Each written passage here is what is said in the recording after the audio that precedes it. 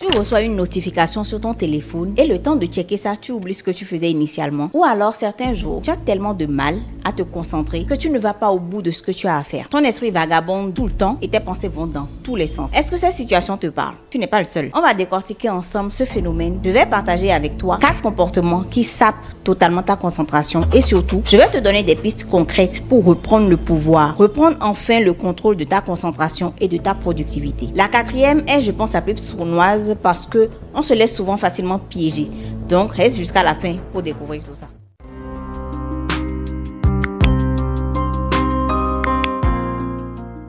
Une étude réalisée par Microsoft en 2015 a révélé qu'en 20 ans, la capacité de concentration de l'homme moyen aurait chuté de manière considérable, passant de 12 à 8 secondes. C'est vertigineux. Seulement 8 secondes d'attention continue avant d'être distrait. Au-delà, il faut faire un effort et plus on veut rester concentré sur quelque chose, plus d'efforts il faudra faire évidemment. Là, tu es sur la vidéo depuis plus d'1 minute et tu fais sûrement un effort pour rester concentré dessus, même en sachant que ce que je te partage ici te sera forcément utile. Notre cerveau, qui ne cesse d'être stimulé par toutes sortes d'écrans, de réseaux sociaux, a pris de mauvaises habitudes, de très mauvaises habitudes. Mais la situation est réversible. Il y a des méthodes faciles à appliquer pour améliorer significativement ta concentration, à condition évidemment d'y mettre du tien, parce que clairement ça ne va pas se faire sans un minimum de volonté, d'effort, de discipline de ta part. Comprendre les causes, comprendre pourquoi véritablement aujourd'hui tu ne peux pas rester 1 heure à faire une chose, un travail sans aller dans tous les sens, c'est une partie de l'équation, c'est la première partie de l'équation. Ensuite, poser des actes pour corriger ça et pouvoir maximiser ton efficacité au quotidien, c'est la 2e partie. Pour chaque comportement, habitude ou croyance qui tue ta concentration, je vais te dire comment gérer tout ça, quoi faire vraiment pour t'en éloigner de plus en plus ou arriver à contourner. Première habitude que beaucoup de gens ont aujourd'hui, c'est le multitâche excessif. Qu'est-ce que c'est? C'est une tendance, une habitude qui consiste à essayer de gérer plusieurs tâches en même temps, souvent et à tort dans le but d'être productif. À tort parce que définitivement, c'est l'une des habitudes les plus contre-productives qui existent. Ça vient du fait qu'on a l'impression d'aller plus vite en faisant plus de choses en même temps, alors qu'en fait, pas du tout. Je te donne un exemple tout simple. Tu réponds à tes mails pendant une réunion en ligne. Tu vas essayer de suivre la conversation avec tes collègues ou tes clients, tout en jonglant avec ta boîte de réception. Entre-temps, il y a des mails auxquels tu dois répondre ou faire suivre, ou même des choses que toi-même tu dois rédiger et envoyer à d'autres personnes. Et tu veux rédiger et tu veux gérer les deux, tu essayes tant bien que mal. Soit des choses importantes qui seront dites au cours de la réunion vont t'échapper parce que tu écoutais d'une oreille, soit tes interlocuteurs vont se rendre compte que tu n'es pas là. Tu fais autre chose parce que chaque 5 minutes, tu reviens sur des choses qui viennent d'être expliquées. Là, il y a un problème. C'est le cas de l'un de mes clients qui m'a raconté ça il y a quelques semaines. Il a envoyé le mail destiné à son comptable, à l'un de ses clients. Oui, il y avait des chiffres, des montants, des données sensibles. C'est le comptable de sa boîte, en fait, donc un peu sensible quand même. Et il l'a envoyé à son client. La première question que je lui ai posée, vous faisiez quoi en envoyant le mail? Il suivait une réunion avec l'équipe des commerciaux. Et il me dit que non, la réunion tirait à sa fin, bon, qu'il les écoutait plus ou moins. Le cerveau ne fonctionne pas comme ça. Ce sera très, très facile de faire des erreurs de ce genre quand tu es dispersé. Si les 2 choses que tu fais au même moment sont des tâches qui exigent de la concentration, tu ne seras jamais à 100% dans les 2 au même moment. En fait, c'est même scientifiquement démontré que tu perds jusqu'à 40% d'efficacité quand tu fais ça. Ce n'est pas inventé, ce n'est pas pour te faire peur. Comme d'habitude, je te mets en description toutes les sources des différentes études si tu veux creuser un peu le sujet. Une étude de l'Université de l'Utah a même conclu que les personnes qui effectuent le plus de tâches simultanément sont en fait les moins capables de le faire. L'étude a fait passer 300 étudiants de premier cycle en psychologie à travers toute une batterie de tests pour mesurer leur capacité au multitâche et la capacité au multitâche perçue. La principale conclusion, c'est que les personnes qui s'adonnent au multitâche le font souvent, non pas parce qu'elles en ont la capacité, mais parce qu'elles sont moins capables de bloquer les distractions et de se concentrer sur une seule chose. Or, c'est très précisément ce qu'il faut faire pour éviter cette surcharge cognitive totalement inutile. Lorsque nous essayons de jongler avec plusieurs tâches, notre cerveau est submergé par une surcharge d'informations et ça affecte notre capacité à résoudre des problèmes. C'est fatigant, c'est épuisant parce que le cerveau consomme davantage d'énergie, ce qui peut conduire à une fatigue mentale précoce. Évidemment, ça va potentiellement affecter tes performances et même ton bien-être général. Donc, pour ne pas en arriver là, je te recommande vivement d'adopter une méthode de travail dont tu as peut-être déjà entendu parler quelque part. C'est le Pomodoro. Le principe de cette méthode est très simple. Tu travailles pendant 25 minutes, suivi d'une courte pause de 5 minutes. Après 3 à 4 sessions de 25 minutes, donc, tu prends une pause plus longue. Ça t'aide à rester concentré sur une seule tâche à la fois. Tu prévois le temps qu'il faut pour finir et quand le minuteur arrive à 0, tu peux faire autre chose. Sur la plupart des navigateurs aujourd'hui, tu as des extensions gratuites que tu peux installer et comme ça, tu n'auras même pas à toucher à ton téléphone pour lancer le minuteur. Là, je lance l'extension Focus To Do pour 25 minutes par exemple et je prévois une pause de 5 minutes. Tu peux faire aussi plusieurs autres réglages en fonction de ce que tu veux. Une fois que c'est lancé, tu fermes cette page et tu vas travailler tranquillement sur ce que tu as prévu. À la fin du délai des 25 minutes, une sonnerie va retentir pour t'annoncer la pause et tu enchaînes les sessions comme ça, une tâche à la fois. C'est à toi d'adapter le temps de travail en fonction de tes besoins. Tu peux travailler sur tes mails en attente pendant 15 minutes. Dès que ça sonne, tu passes à autre chose. Ça dépend de ta capacité de concentration de base. Mais le contrat que tu dois passer avec toi-même, c'est de finir une tâche avant de sauter sur une autre. Ça, c'est non négociable. Deuxième chose néfaste pour ta concentration, ton téléphone, évidemment. Enfin, techniquement, tes notifications. On peut les classer globalement en 3 catégories. Les notifications sociales, c'est tout ce qui va être abonnement, like, commentaires, interactions sur les réseaux sociaux. Les notifications d'applications, ça va être les mises à jour, les alertes de jeux, les rappels de tâches, ce genre de choses. Et les notifications de messagerie. Tous les SMS, appels, emails, etc. Chacune de ces notifications peut sembler inoffensive. Mais quand on les cumule, l'impact est sans commune mesure sur ta concentration.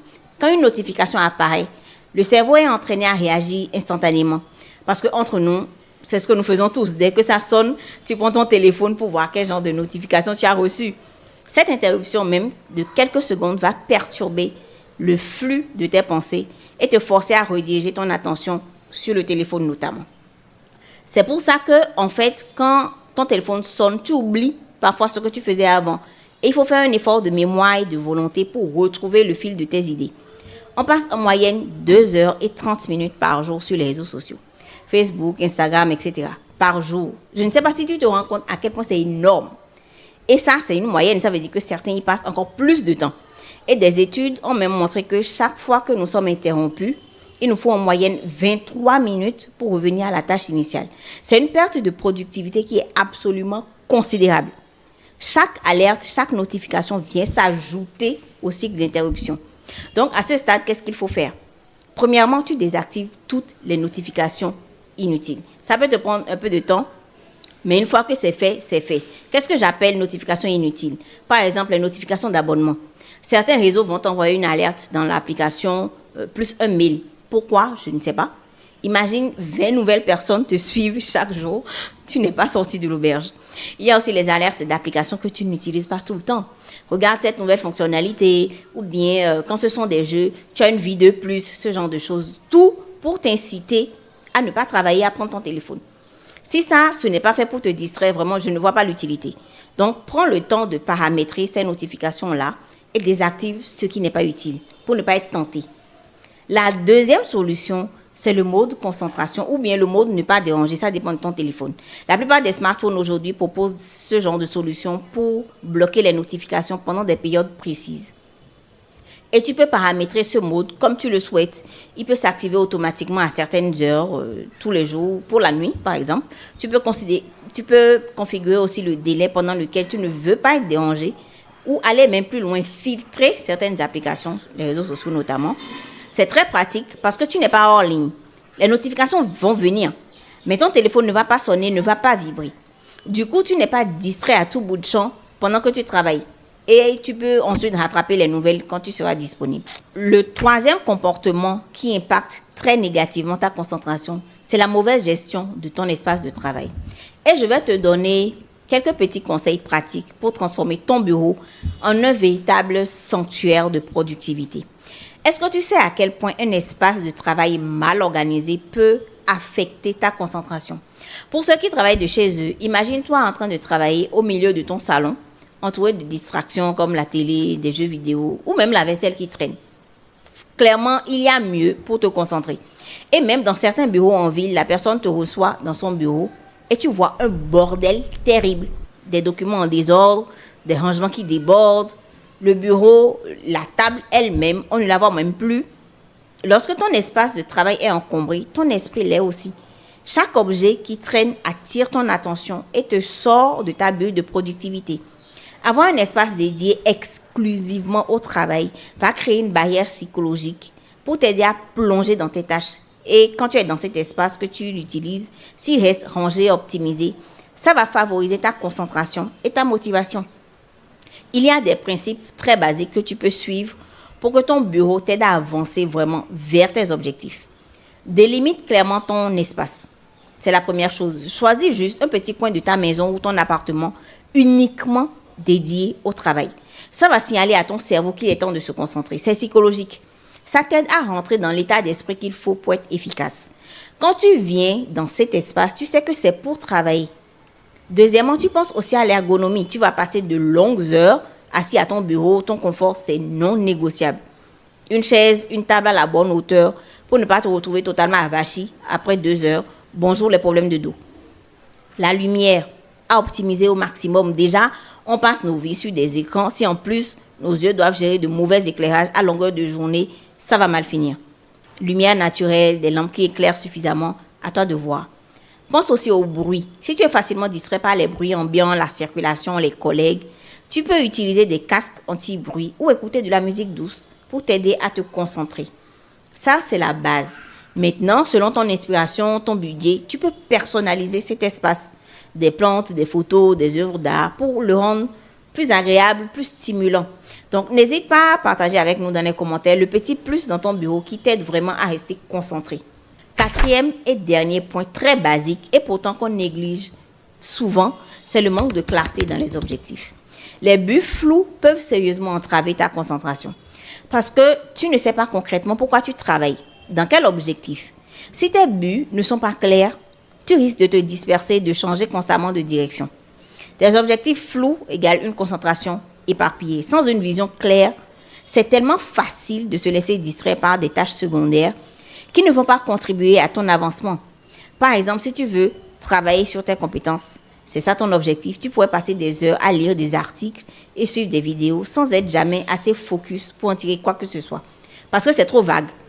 Pour que ton objectif soit suffisamment précis, il doit être spécifique, mesurable, atteignable, réaliste et temporellement défini.